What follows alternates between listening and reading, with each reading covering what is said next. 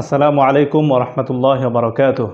আলহামদুলিল্লাহি ওয়াহদাহু ওয়াসসালাতু ওয়াসসালামু আলা মান লা নাবিয়্যা বা'দা আম্মা বা'দ। সম্মানিত দর্শক ও শ্রোতা মণ্ডলী, আসছে আগামী 23শে নভেম্বর 2024 রোজ শনিবার বাদ আসর থেকে এশা পর্যন্ত পূর্বাচল নতুন শহর সেক্টর 5 রূপগঞ্জ নারায়ণগঞ্জ মারকাজুস সুন্নাহ সালাফিতে হিফজ সমাপনী উপলক্ষে পঞ্চম বার্ষিক মাহফিল।